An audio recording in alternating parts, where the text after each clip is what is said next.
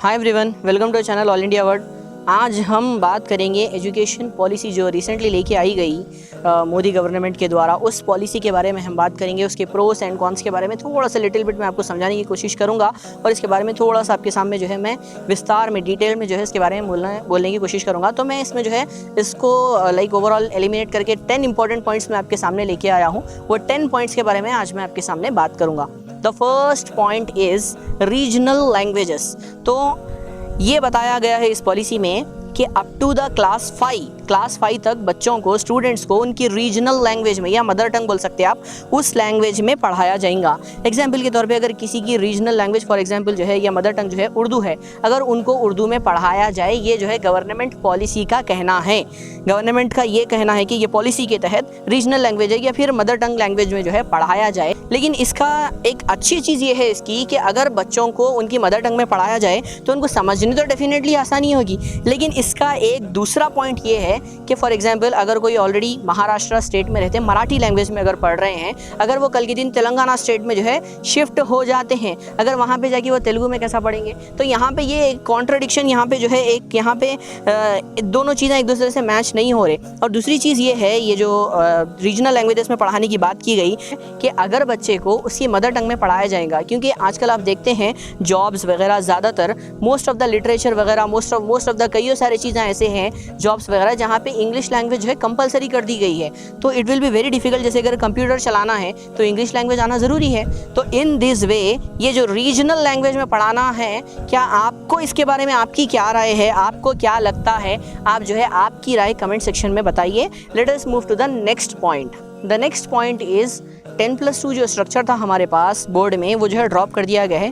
The present structure is 5+3+3+4, यानी कि 5th class, फिर उसके बाद 8th क्लास, फिर 11th, फिर उसके बाद 4 ईयर यानी कि 4 साल का जो है ग्रेजुएशन जो है कराया जाएगा। अब इसमें इश्यू क्या है, बहुत सारे स्टेट्स ऐसे हैं जहाँ पे जूनियर कॉलेज सिस्टम है, यानी कि जो है 10th के बाद intermediate first year, intermediate second year का जो है वहाँ पे सिस्टम है। जैसे कि तेलंगाना स्टेट हो गया, आंध्र प्रदेश हो गया, यहाँ पर जूनियर कॉलेजेस का स्ट्रक्चर है। तो यहाँ पर जूनियर कॉलेजेस को क्या वो सब ये चीज़ से कोप अप कर पाएंगे, और ये सेंट्रल गवर्नमेंट और स्टेट गवर्नमेंट के बीच में क्या इसमें इख्तिलाफ नहीं होगा? ये सब चीज़ों को भी जो है देखना पड़ेगा। दिखने में तो ये बहुत अच्छा लगता है, लेकिन क्या ये रियलिटी में कंप्लीटली इम्प्लीमेंट हो पाएगा, वो चीज़ भी देखना है। That is also an important point two consider. जो 4 साल का ग्रेजुएशन कोर्स है, इसमें ये मसला है कि फर्स्ट ईयर अगर कोई करके जो है छोड़ देता है पढ़ाई, तो यहाँ पर जो है he can get a certificate, उसको जो है एक सर्टिफिकेट दिया जाएगा। अगर 2 साल करके छोड़ता है तो एक सर्टिफिकेट दिया जाएगा,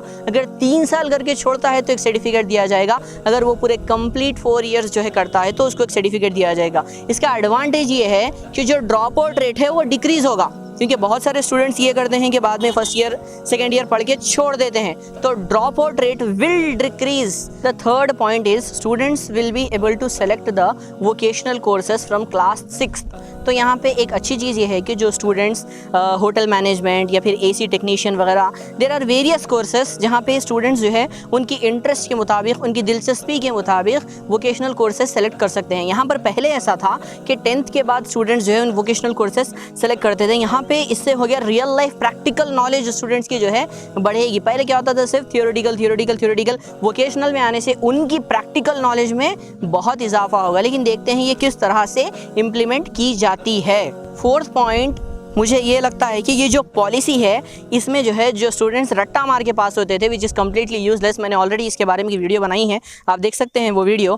तो जहाँ पे स्टूडेंट्स सिर्फ रट्टा मार के पास होते हैं ना, तो वो रट्टा मारने का जो सिस्टम है ये एजुकेशन पॉलिसी से काफ़ी हद तक रिड्यूस होगा, मुझे ऐसा लगता है। तो अगर ये सही तरीके से इम्प्लीमेंट की जाती है ये एजुकेशन पॉलिसी, आई होप कि ये रट्टिफिकेशन का सिस्टम और जो एग्जाम्स में ऐसे आंसर आते हैं जो बच्चे रटते हैं, वो रटना वही लिखना, this kind of system shall be replaced. और ये आज के एजुकेशन सिस्टम में ये जो है बिल्कुल शोभा नहीं देता। ऐसा जो सिस्टम होना ही नहीं चाहिए जहाँ पे स्टूडेंट सिर्फ रट रहे और रट के जो है एग्जाम लिख के आ जा रहे। तो this should not be the thing. Students को समझ के ओन से लिखने की आदत होना चाहिए। The 5th point is there will be no examination till class 2।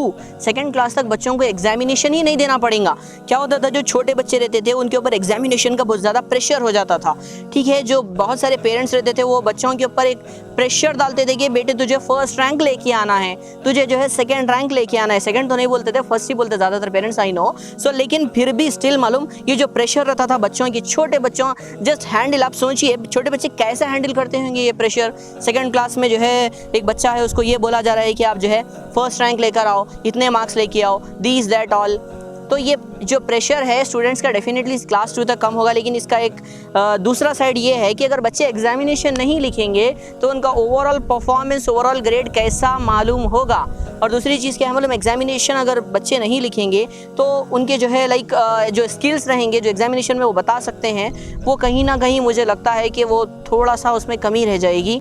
The next point I want to tell you is students will be able to select the major and minor subject. यहाँ पे ये होगा new education policy में students जो है major और minor subject जो है सेलेक्ट कर सकेंगे। इसका मतलब ये है कि फॉर एग्जांपल मैं लिया हूँ एमपीसी, ठीक है, मैं एमपीसी का स्टूडेंट हूँ एग्जाम्पल के तौर पे, लेकिन मुझे पॉलिटिकल साइंस में बहुत ज़्यादा इंटरेस्ट है। लेकिन एमपीसी में पॉलिटिकल साइंस तो बिल्कुल नहीं रहता। अगर मैं एमपीसी लिया, मैं बायोलॉजी में इंटरेस्ट है मेरे को, लेकिन बायोलॉजी तो एमपीसी में नहीं रहता, ठीक है। कोई आर्ट्स का स्टूडेंट है लेकिन किसी को कॉमर्स का एक सब्जेक्ट पसंद है, तो ये ऐसा पहले नहीं था। लेकिन प्रेजेंट एजुकेशन पॉलिसी में अगर मैं एक बाईपीसी का स्टूडेंट हूँ तो मैं फिर भी पॉलिटिकल साइंस पढ़ सकूंगा, अगर मैं एक एमपीसी का स्टूडेंट हूँ तो मैं बायोलॉजी पढ़ सकूंगा। ये मेजर और माइनर सब्जेक्ट्स में इसको जो है क्लासीफाई किया गया है, मेजर और माइनर सब्जेक्ट्स में इसको क्लासीफाई किया गया है। मुझे लगता है कि ये वन ऑफ द बेस्ट जो है एक पॉइंट है ये, जो आपको कंसिडर करना चाहिए एजुकेशन पॉलिसी में।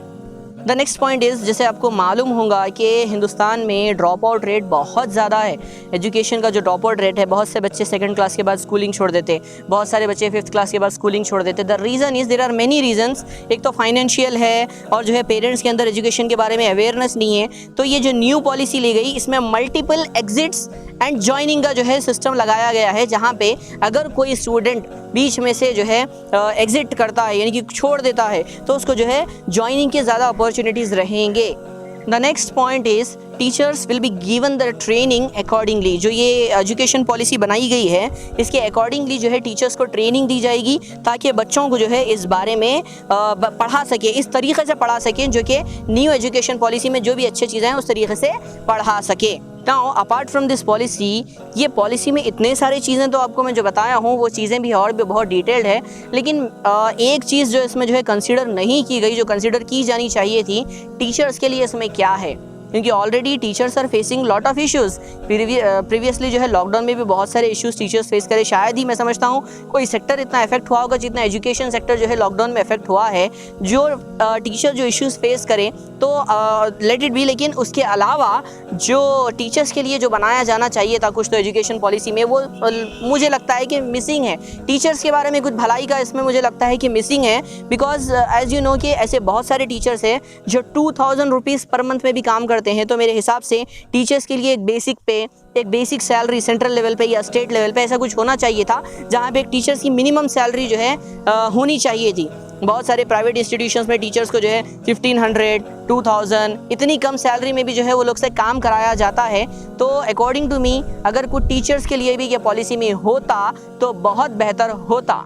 ये था एजुकेशन पॉलिसी 2.0 के बारे में। आपको क्या लगता है इसमें से कौन से पॉइंट्स है जो बहुत ज़्यादा यूज़फुल रहेंगे, और ऐसे कौन से पॉइंट्स है जिसके बारे में जो है जिसको और अच्छा बनाया जा सकता है? आपके वैल्यूएबल सजेशंस आप जो है कमेंट्स में मुझे बताइए। और इसके अलावा अगर आपको हमारा वीडियो पसंद आता है then make sure to like it, और अगर आपको ऐसे बहुत सारे और वीडियोस चाहिए then make sure to subscribe our channel all India word, and please share this video with your friends also. Thank you so much.